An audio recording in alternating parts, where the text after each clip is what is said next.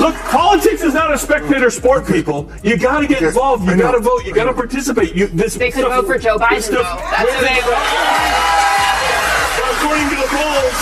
According to the polls, they won't. That's not true. Nikki Haley beats Biden by 10, 15 points. According to the polls, they're not going to vote for Biden. Everybody stop yelling.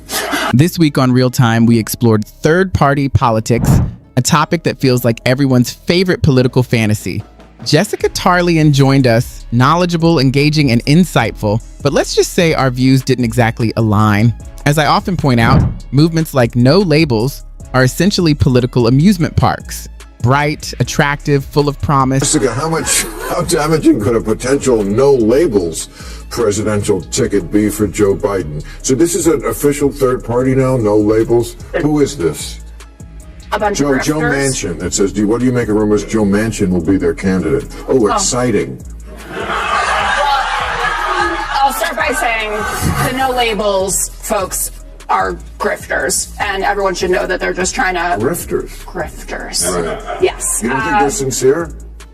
I think they're sincere like 40 minutes a day, and then I think the rest of it is just an attempt to get... But once you get on the ride, you realize it just loops back to where it started. These organizations claim to be improving America, yet their true aim seems to be profiting from the widespread frustration with the two-party system, almost as much as people grumble about their cable bills. They're marketing an idea more than creating a real solution for democracy. Unsurprisingly, Jessica disagreed. To her, these initiatives represent a real hunger for something new, as if Americans are wandering through a political desert and might genuinely welcome a taste from the third-party well. And maybe she has a point. People are exhausted. Today, politics feels like an endless Super Bowl with no halftime show. It's clear voters crave an alternative, but is this a meaningful reform or simply an illusion? That's the central question. America already has more than enough conflict, I can assure you. Jessica, by the way, have you taken a look at our healthcare system lately? This peculiar midlife crisis. People who feel disenfranchised, like they're looking around, they're like, they're two 80-year-old guys, I don't like either of them. Right. Give me more money, give me more money. Right. And they don't really care what the outcome is, and they justify it by saying, well, it's going to suck either way. Wow. But apparently, the top polling No Labels ticket is Nikki Haley as president and Joe Manchin as VP. I happen to think, and Joe Manchin is not my favorite Democrat, though he voted with us all the time, and I'm thankful for having someone in West Virginia. I don't think he would do something like that because it would just destroy an entire legacy that he's had. But they do take more support from Trump than they do from Biden. It's the same with like RFK Jr. If he were able to get on more than half a ballot or something like that. This is creeping into American politics. The two-party system, once the bedrock of democracy, now feels more like an old mattress you can't bring yourself to toss. Polarization is extreme, chaotic, messy, and leaving a crater in the middle. For voters today, Republicans and Democrats aren't exactly choices anymore. It's more like picking which disaster you're willing to tolerate. No, I'm not RFK Jr. or any other unlabeled candidate asking you to vote for me as the harbinger of a political revolution. It sounds thrilling like a blockbuster trailer, but in reality, it's often filmed in someone's garage. During the panel, I argued that No Labels is essentially a polished, aspirational TED Talk with a shiny logo, but almost no practical substance. A recent study found a growing political divide between men and women, with younger women skewing much more liberal than men. This is not new, but I think it's just more prevalent. I think the number I saw was 30 points. That is a huge. And that's the abortion issue, right? That's a lot of. As Republicans, we're losing young people, we're losing suburban moms, we're losing women. Strictly on the abortion issue, and that's just terrible for the party. Right? It doesn't tackle economic inequality, healthcare, or climate change. Instead, it promises that maybe, if the timing is right, something could happen someday. Jessica, on the other hand, sees it differently. She believes it shows that Americans are still engaged in searching for new solutions. Personally, I'm exhausted from being forced to choose between the elephant and the donkey. Neutrality isn't my style. Yet she insists that people are looking for leaders who don't fit neatly into... It's abortion, it's guns, it's climate change, it's social justice. And Trump. And pussy grabber Trump, who's yeah. like who And now owing 83 I'm million not with for it. Trump. I don't know No, why I you guys know. keep listening to me. I know. It's 24. I know, but what's interesting, what you two have in common is you both can't say, yeah, and of course, so I'm voting for Biden. You both can't do that. I just find that interesting.